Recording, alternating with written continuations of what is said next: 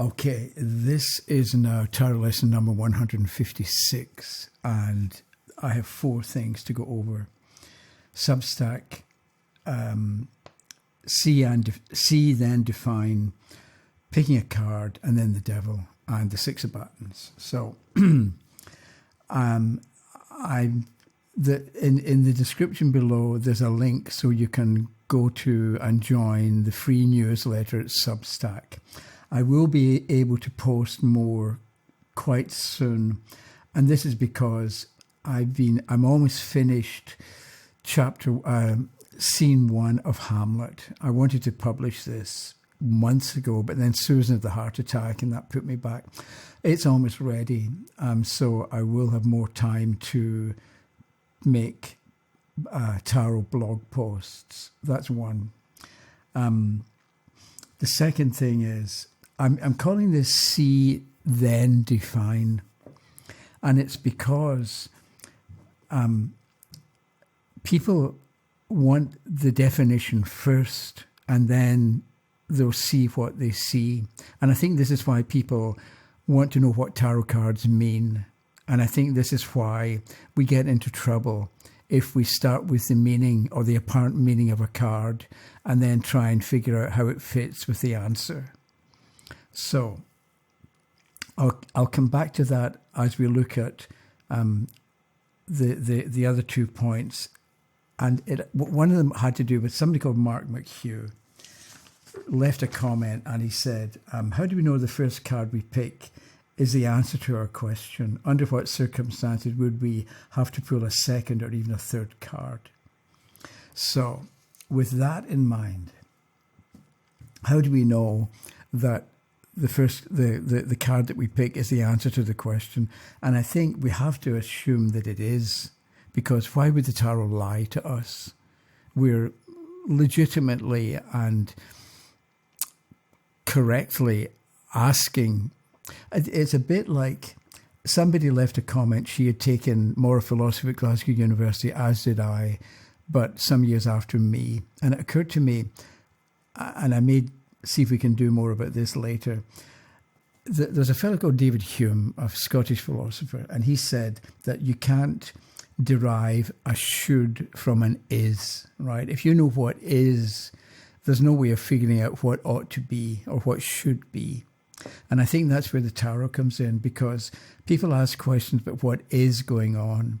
And I think the tarot can give you an answer to what ought to be or what should be.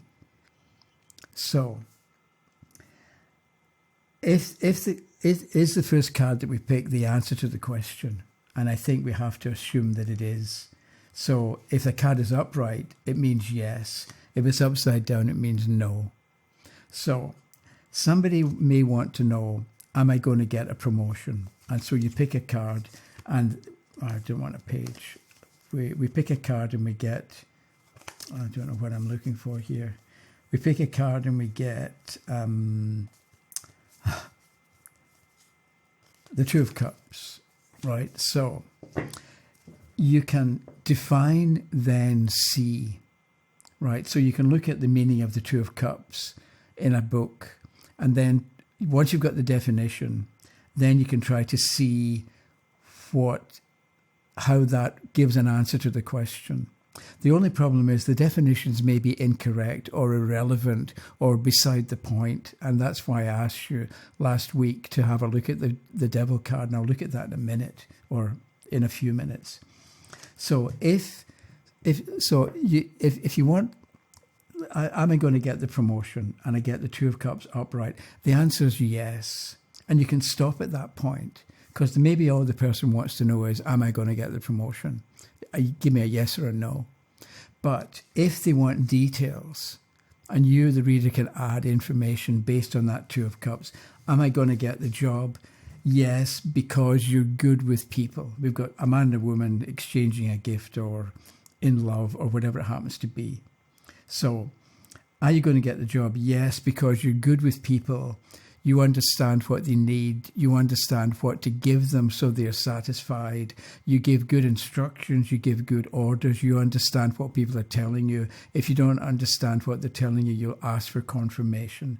So you write good emails because you're a good communicator, or you write a good report, or if you're given a project, you're good at, or you're able to do a good presentation. So you're relating, you're giving related ideas based on this Two of Cups.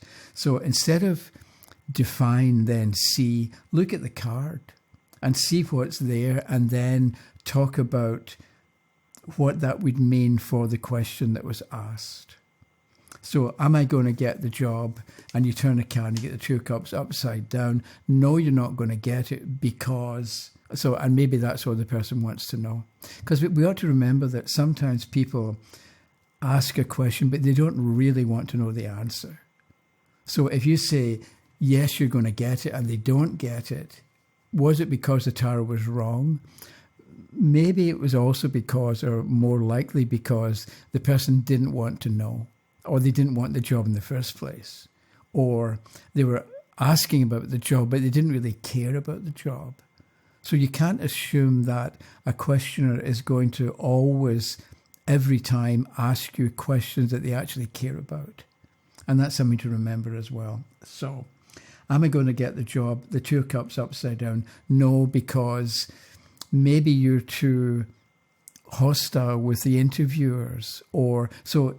And so what you do is, because the card is a no and it's a Two of Cups, you look at what might go wrong in the interview. Maybe it's an indication that if you get the job, you won't like the people you have to work with. And so it's a good idea. It's a good thing that you're not going to get the job. But maybe the question has to do, or the answer that you gave is more about the interview itself. And so you say, no, you're not going to get it because you're maybe too pushy with the interviewers. Or maybe they ask you questions and you don't give them answers. So if you're going to go into the interview and you want the job, think through the kinds of questions they might ask you and figure out what you would say if they ask you that particular question. Because a lot of people say, like in an interview, the interviewers will say, why do you want to work here? And if you say, I don't know, I just want the money, that's not very convincing for them. So if they ask you why you want to work there, maybe you show that you've researched the company and you know what they do, and the kind of area that they're involved in is something that you care about and you want to develop in, and you've had practice or experience in that particular area. So you talk around the picture, you talk around what you see in the card, rather than talk about, or rather than want a definition first, then you'll try and make it up, or then you'll try and make a connection between the card itself and its definition and the question that was asked. So I was thinking with this that what you do is before I get to that, somebody might want to know, I want to move to a new city. I can go to London, Rome, or Paris. Which is going to be the best place? So you could, at that point, pick a single card, one to represent what will happen in London, one for Paris, and one for Rome. And then look at the three cards and you talk about what life would be like in London, Paris, and Rome. And all you're doing is one card. So let's say that's London. What's London like? The Four of Swords. If you want to spend lots of time with people and have good relationships and go out to after work to celebrate with the people, and you want to feel part of a team, you're not going to find that in London, because we've got the Four of Swords here. You're on your own. Whereas Paris, you maybe pick. Paris looks better. We've got the Three of Cups upright. So you like the people, you like the language, you like the culture, you like what happens after work, you like the people that you're working with, or assuming that you're going to work. And then what about Rome? And we get the Knight of Batons reversed. You're not going to enjoy Rome. You're going to be in Rome and you're going to want to travel around because it's a knight and horseback movement. But it's upside down, so you're not going to be able to travel around as much. So maybe you're going to be in Rome and you're stuck in a traffic jam every day. Or you're going to have to live outside of Rome and you're not going to enjoy the commute for instance, because it's a horse and we're talking about a big city. So that's one way of using a single card to figure out. And maybe the person says, okay, I like the sound of Paris, tell me more. And then you pick another card for more information about Paris, the Queen of Swords. You're going to, if it's a woman asking the question, you're going to be organized and efficient and rise to a high position because it's a queen. Or if it's a man, you're going to meet a woman in Paris. Okay, so in a situation like that, where you've got a number of different possibilities, a single card will give you the answer. And then if the questioner wants more information, pick another card and see what you get. And that will give you additional information. The other thing is with, will I get the promotion, and the card is upside down, let's say, the Four of Swords upside down. No, and that can give you, or give the questioner, a warning or some advice about a better way of having an interview or a better way of applying for a job.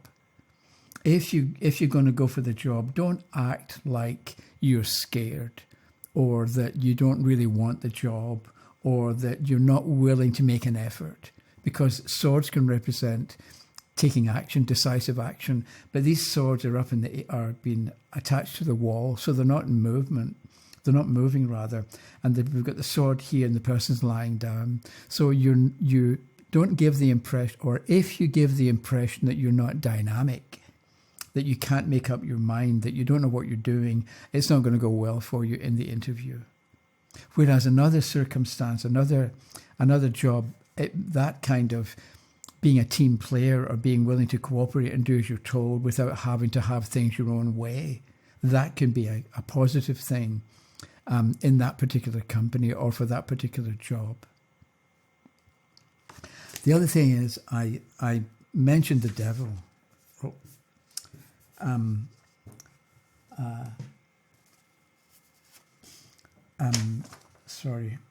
The devil.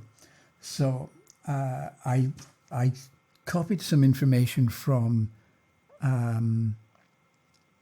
some website or some video, and so I wrote down, somebody said the best course of action with the devil upright is first look at who you are feeling chained to, at what you're obsessing about.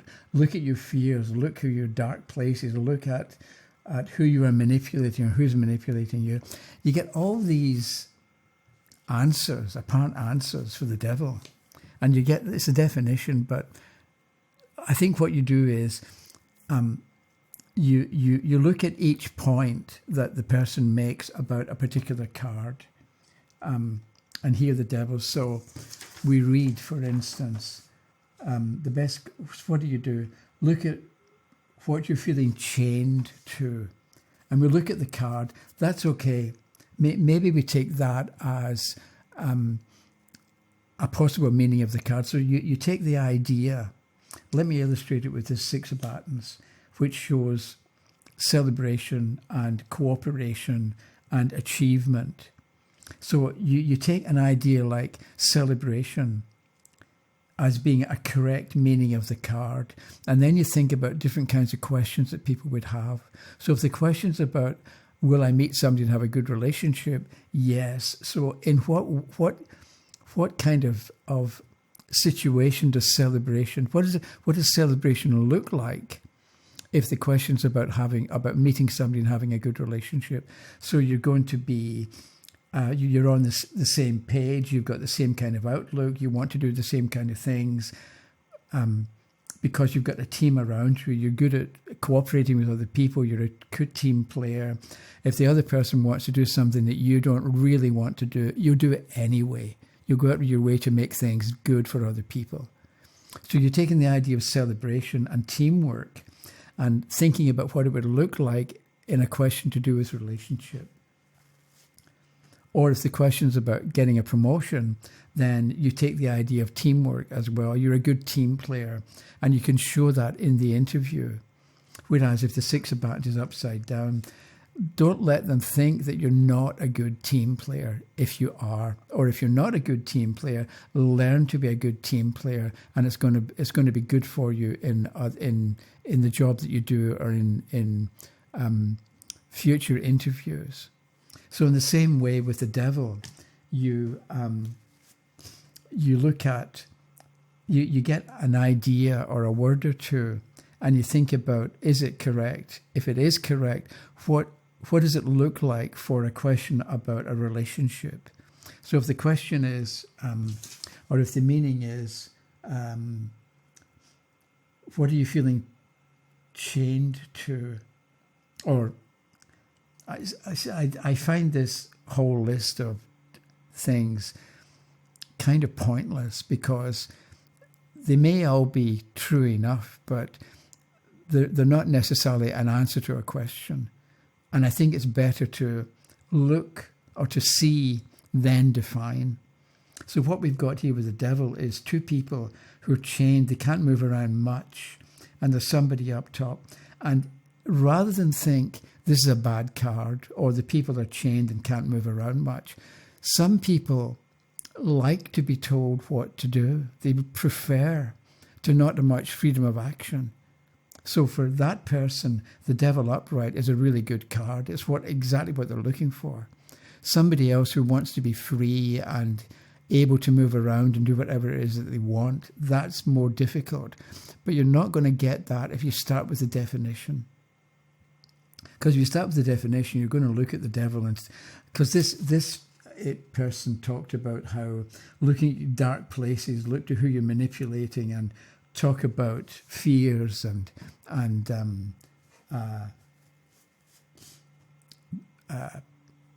drug addiction and all the rest of it, which may or may not be true, but it's probably not a good starting point for looking at the card.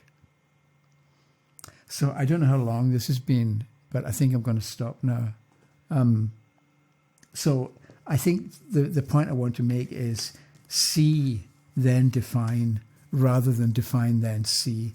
And you're going to have a much better chance of understanding what a card is about and giving a correct answer to the question. So I may have left things out. I'm not sure. I'm kind of rushing. If there's anything you want to say, leave a note, leave a comment, and we'll take it from there. Okay? Thanks for watching. Bye-bye.